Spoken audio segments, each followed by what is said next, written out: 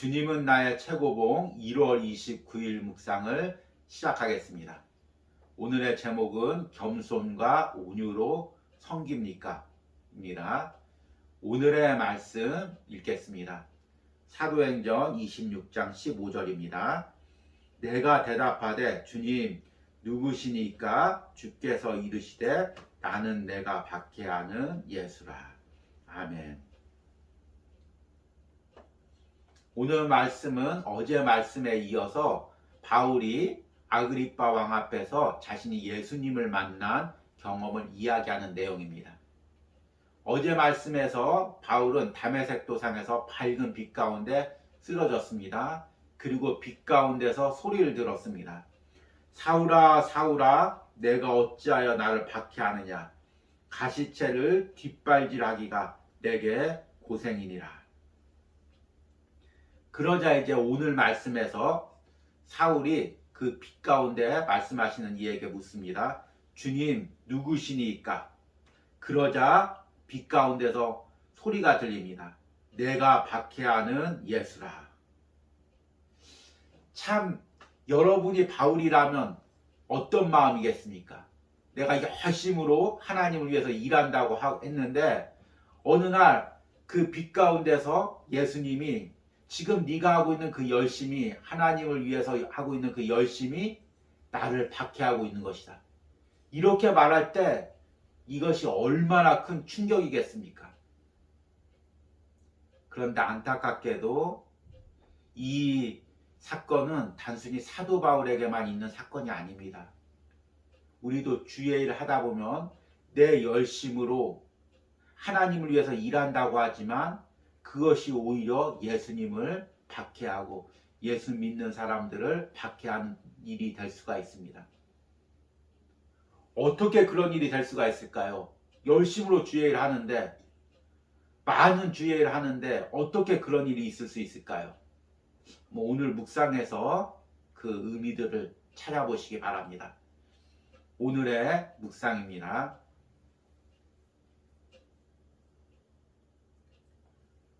그러므로 주께서 강한 발로 나에게 말씀하셨습니다. 주께서 말씀하실 때에는 피할 길이 없습니다.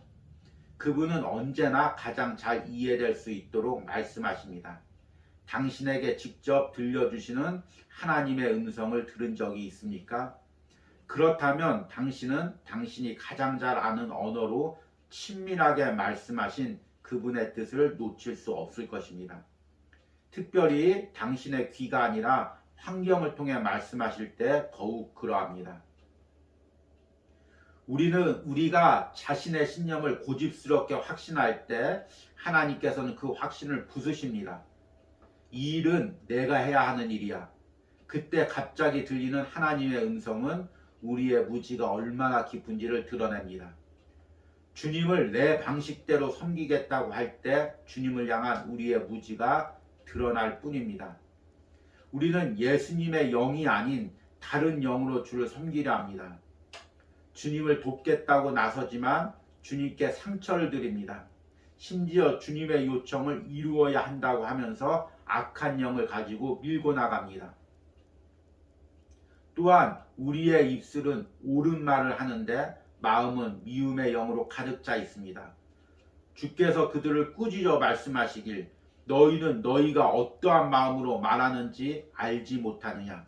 주님을 섬겨야 할 자가 지녀야 할 주님의 영이 어떠한지에 대해 고린도전서 13장에 잘 서술되어 있습니다.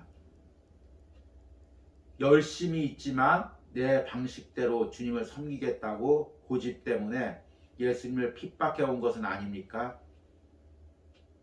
내 의무를 마쳤다고 느끼지만 그 의무를 수행하면서 주님께 상처를 드린 적은 없습니까? 진정 주께서 맡기신 의무라면 자신의 만족을 위해 수고할 것이 아니라 오직 겸손과 온유한 마음으로 섬겨야 할 것입니다. 우리는 달갑지 않은 것은 뭐든지 지겨운 의무라고 말합니다. 그러나 하나님의 영이 우리 속에서 말씀하실 때는 나는 주의 뜻을 행함으로 기쁩니다. 오 나의 하나님이라고 고백하게 됩니다. 우리 한 달 동안 주님은 나의 최고봉을 묵상했는데 이제 거의 1월이 마무리되어 가고 있습니다. 1월 주제가 하나님보다 앞서지 마십시오 였습니다.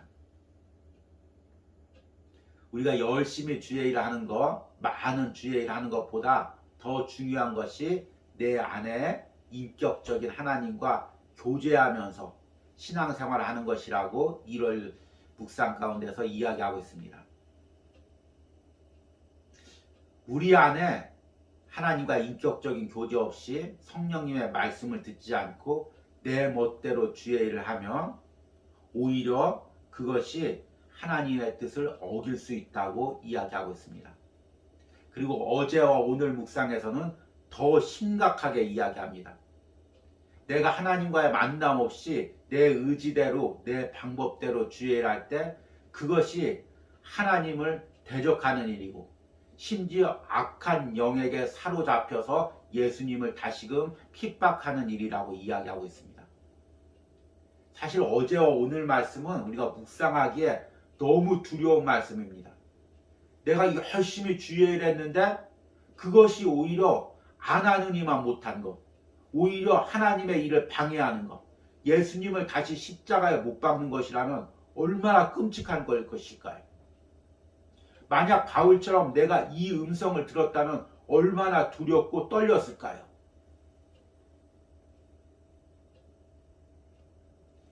지금 이 묵상을 전하는 저나 듣는 여러분들이나 이런 사실을 부정하고 싶을 것입니다.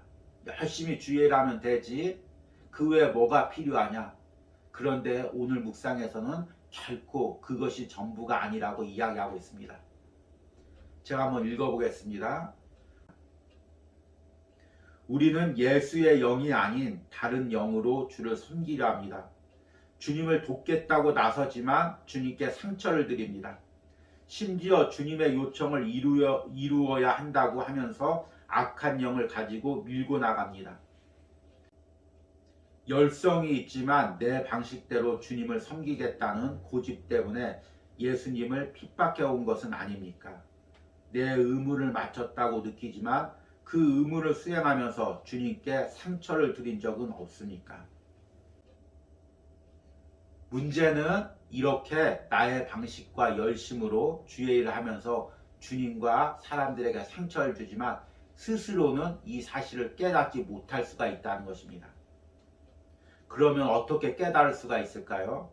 바로 바울처럼 인격적으로 예수님을 만나야 합니다. 성령의 음성을 들어야 합니다. 저는 사도 바울을 묵상할 때마다 바울이 만약에 다메섹 도상에서 예수님을 만나지 않았으면 어땠을까를 생각해 봅니다. 일평생 예수님 믿는 사람을 잡으러 다니며 핍박하고 다녔을 것입니다. 그러면서도 죽는 날까지 본인은 이것이 하나님을 위한 일이라고 생각했을 것입니다. 그러나 예수님을 만나고 예수님의 음성을 듣고 자신의 열심이 자신의 방식과 고집인 것을 알고 깨닫고 복음 전파자가 되었습니다. 우리가 예수님을 만나지 못하면 예수님의 음성을 듣지 못하면 일평생 내 열심, 내 방식으로 예수님을 다시금 십자가에 못 박는 신앙생활을 할 수가 있습니다. 저는 주님은 나의 최고봉 이 묵상이 너무나 소중하게 느껴집니다. 그 이유가 그동안 열심히 달려오기만 했던 신앙생활 가운데서 이 묵상을 통해 잠시 무릎 꿇고 다시금 예수님과의 관계를 돌아볼 수 있는 시간을 주기 때문에 너무 귀한 묵상이라고 생각합니다. 우리 사랑하는 성도 여러분들, 이 묵상을 통해서 올해 꼭 주님과 만나시기 바랍니다. 1월 달에 만나지 못했다면 2월 달에 만나서 더 깊은 은혜 가운데 주님과의 인격적 교제 가운데 예배도 드리고 주의 일도 하는 은혜가 있길 바랍니다. 오늘의 적용 질문입니다. 조금 부담스럽고 어려운 질문이 될 수가 있겠네요. 지금까지 내가 해온 일 중에서 나의 열심으로 오히려 예수님을 대적한 일들은 무엇이 있을까요? 두렵고 떨림으로 나의 신앙과 헌신을 돌아보는 시간을 가지시기 바랍니다. 우리 기도하시겠습니다.